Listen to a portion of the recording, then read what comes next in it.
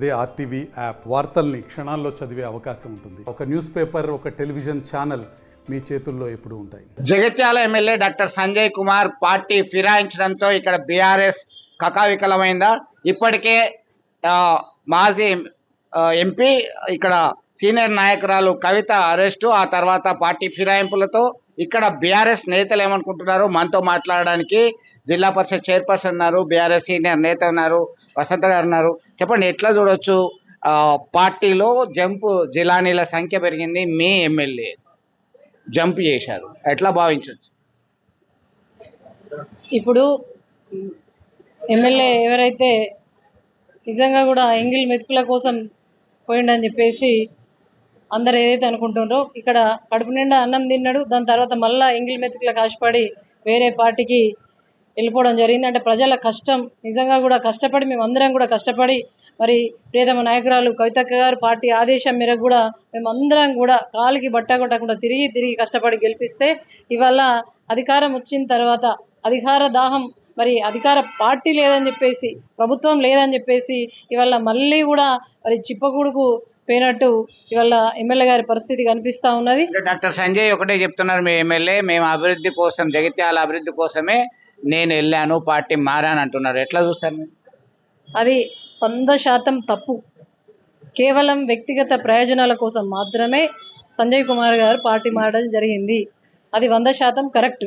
వారు ఏదైతే చెప్తున్నారో అది పూర్తిగా కూడా మరి రాంగ్ అని చెప్పేసి చెప్పక తప్పదు. ఇవాళ కూడా స్వేచ్ఛా వాయువులు పీల్చుకుంటుంది ఇక్కడ బీఆర్ఎస్ పార్టీలో ఉన్నటువంటి కార్యకర్తలు. ఏమనుకుంటున్నారు అంటే, మీరు ఒక్కసారి ఒక సమావేశం చూసినట్టయితే నిజమైన ఉద్యమకారులు బీఆర్ఎస్ పార్టీ కోసం కష్టపడ్డ వాళ్ళను ఆయన ఏనాడు కూడా గుర్తించలేదు.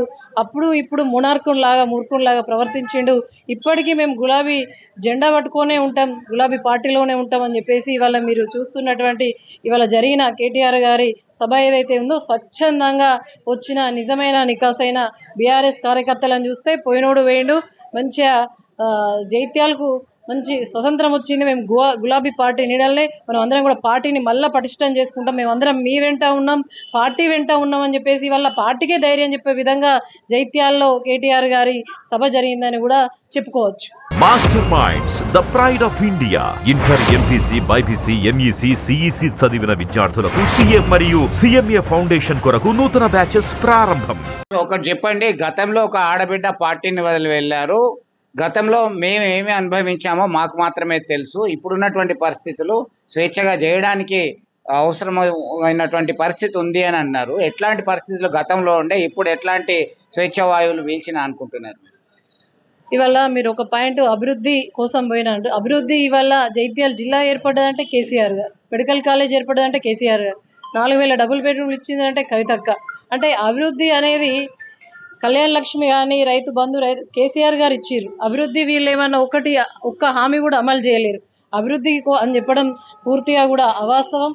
ఇవాళ స్వేచ్ఛ వాయువులు పీల్చుకోవడం అని ఏ విధంగా చెప్పొచ్చు అని అంటే, మా ఇంటికి ఒక సర్పంచ్ వచ్చినా, మన పార్టీ కార్యకర్త వచ్చినా కూడా, మన పార్టీకి సంబంధించిన వాళ్ళు కావచ్చు, నాయకులు కావచ్చు, ప్రజాప్రతినిధులు ఎవ్వరు వచ్చినా కూడా, నువ్వు జరిపించిన దావాసంతా ఇంటికి ఎందుకు వెళ్ళినావు, నేనే చేస్తా కదా అని చెప్పేసి వస్తుండే. ఆయనతో పని కాకపోతుండే, ఏం కాకపోతుండే. నేను దగ్గరకు వస్తే నేను దాదాపు 100% నా ఇంటి గడప దొక్కిన ప్రతి ఒక్క కార్యకర్తకు పనిచేయాలనే ఒక ఆసక్తి ఉంటుంది. ఎందుకంటే వాళ్ళు కష్టం చేస్తేనే ఇవాళ పదవులలో కూర్చున్నాం అనేది నేను ఎప్పటికి కూడా మర్చిపోను. కార్యకర్త కష్టఫలమే ఇవాళ పదవులలో కూర్చుంటారు లీడర్లు. కాబట్టి వాళ్ళకు నేను సాయం చేసినా కూడా ఆయన చాలా సార్లు అడ్డుపడ్డాడు. ఇటు అధికారులను కూడా చేయనీయకుండా వాళ్ళని కూడా చిత్రహింసలు పెట్టి, మీరు అటు జడ్పీ చైర్మన్ ఇంటికి దొక్కద్దు, వాళ్ళ మనుషులు వీళ్ళ మనుషులు అని చెప్పేసి చాలా ఇబ్బంది పెట్టేవాడు. కాకపోతే పార్టీ లైన్లో మనం నడవాలి కాబట్టి ఏదున్నా కూడా ఎమ్మెల్యే గారి అధిష్టానం ఏం చెప్తుండే అంటే, ఎమ్మెల్యే గారి ద్వారానే జరగాలి అన్నారు. కాబట్టి పార్టీ లైన్ తూచ తప్పకుండా పాటించడంలో పార్టీకి నిబద్ధతతో ఉండాలని మాత్రమే నేను ఉన్నా. కాబట్టి ఈనాడు ఏ కార్యకర్తకు ఏ రాత్రి ఆపద వచ్చినా కూడా అండగా ఉంటాం. పనిచేయడానికి పూర్తి స్వేచ్ఛ వచ్చిన దానిలో అప్పటి ఇప్పటి పరిస్థితులు వేరీ చేసుకుంటే ఆ విధంగా చెప్పడం జరిగింది. ఎంపీసీ, బైపీసీ విద్యార్థులకి ఒక వరం సిఏ, సిఎంఏ కోర్సులు. సిఏ, సిఎంఏ చదివే విద్యార్థుల్లో 40% మంది ఎంపీసీ మరియు బైపీసీ విద్యార్థులే. మాస్టర్ మైండ్స్. అంటే ఇప్పుడు కేటీఆర్ చెప్పినటువంటి మాటల్లో కావచ్చు, మీరు ఎలాంటి భరోసా ఇచ్చారు కార్యకర్తలకి, నేతలకి? ఇక్కడ ఒక మాట చెప్పారు, గాలికి గడ్డపారలు కొట్టుకపోవు, ఇట్లాంటివి ఎన్నో చూసామని చెప్తున్నటువంటి పరిస్థితి. దాదాపుగా ఇట్లాంటి బలోపేతం, మరింత బలోపేతం చేసే దిశగా ముందుకెళ్లే అవకాశం ఉందంటారు. 100% ఈ ఇప్పుడు పార్టీ మీటింగే మీకు ఒక నిదర్శనం. 100% గాలికి గడ్డపారలు కొట్టుకపోవు, గాలికి వచ్చినోడు గాలికి వెళ్ళిపోయిండు. కాకపోతే మేము మాత్రం బీఆర్ఎస్ పార్టీ కుటుంబ సభ్యులుగా మేమంతా మీ వెంట ఉన్నామని చెప్పేసి వాళ్ళు చెప్పగానే వాళ్ళ మీటింగ్లో చూస్తే కనిపిస్తూ ఉంది. 100% నేను నిన్న కొన్ని రాయకల్ మండలం లాంటి ఊర్లలోకి వెళ్ళిన, పోయినోడు వేయండు.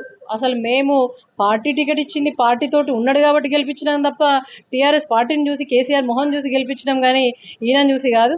తప్పకుండా గడ్డపారల లెక్క మరి గట్టిగా నిక్కాసైన కార్యకర్తలు మాతోటి ఉన్నారు. పార్టీలో ఎటువంటి ఏ ఆపద వచ్చినా కార్యకర్తకు ఏ రాత్రి కానీ ఎప్పుడు ఆపద వచ్చినా కూడా పార్టీ కానీ మేము కానీ గౌరవ పెద్దలందరూ వాళ్ళతో పాటు నేను కూడా అండగా ఉంటా అని చెప్పేసి తెలియజేస్తున్నా. ధైర్యం ఇస్తే, ఎందుకంటే గౌరవ జిల్లా పరిషత్ చైర్మన్గా నేను ఈ 5 సంవత్సరాలు పరిపాలించిన, అదేవిధంగా జూలై 4th అయిపోతుంది అయినా మాజీ జిల్లా పరిషత్ చైర్మన్గా ఎక్కడికంటే అక్కడికి వెళ్ళి ఆఫీసర్ దగ్గరికి పార్టీ పని కావచ్చు, అధికారిక పని కావచ్చు, వాళ్ళు ఏ పని ఉన్నా కూడా నేను పనిచేస్తా అని చెప్పేసి మా కార్యకర్తలందరికీ కూడా భరోసా ఇస్తున్న. పార్టీ కూడా అండగా ఉంటుంది. గతంలో పార్టీ లైన్ మీరకుండా అప్పుడు ఉన్నటువంటి ఎమ్మెల్యే ఇప్పుడు పార్టీ మారినంత మాత్రాన ఒరిగేదేమీ లేదు. ఇక్కడ కార్యకర్తలు నేతలు గట్టిగా ఉన్నారు. ప్రజల పక్షాన, కార్యకర్తల పక్షాన కేటీఆర్ ఇచ్చినటువంటి భరోసా, ధైర్యాన్ని మేము ఉంటబట్టించుకున్నాం. కార్యకర్తలకు ఖచ్చితంగా అండదండలు అందించడానికి సిద్ధంగా ఉన్నాం జడ్పీ చైర్పర్సన్గా అని చెప్పేసి హామీ చెప్తున్నటువంటి పరిస్థితి, అష్యూరెన్స్ ఇచ్చినటువంటి పరిస్థితి. చూద్దాం ఏ విధమైనటువంటి బలోపేతం చేస్తున్నారు. ఇక్కడ ఉన్నటువంటి జగిత్యాల జిల్లా కేంద్రానికి సంబంధించి బీఆర్ఎస్ పార్టీ పరిస్థితి మరింత మెరుగవుతుందా, ఎలా ఉండబోతుందా అనేది వేచి చూడాల్సిందే. వీడియో జర్నలిస్ట్ సుమంత్తో కలిసి చంద్రశేఖర్, RTV జగిత్యాల.